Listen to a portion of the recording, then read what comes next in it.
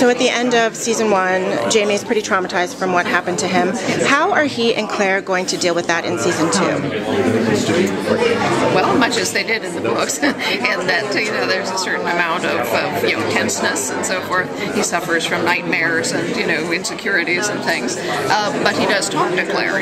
He is sort of an emotionally open person, and he always has been. And while this naturally has traumatized him, he still depends on Claire. She's basically his only lifeline. And how many differences are we going to see from the book? Do we start in 1960? Can you say? I'm not going to say how we start. Okay.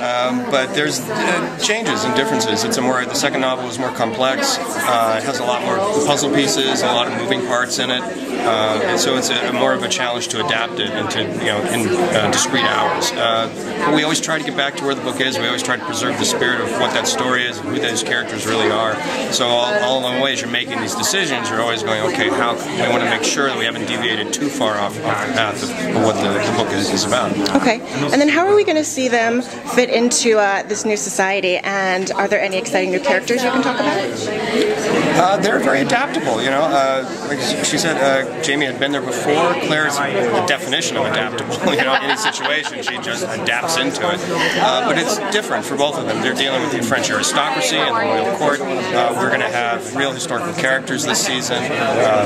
King Louis XV, the Countess Saint-Germain, Bonnie Prince Charlie's actually in the show. So you're sort of weaving in and out of actual history, with fiction, which is really a lot of fun.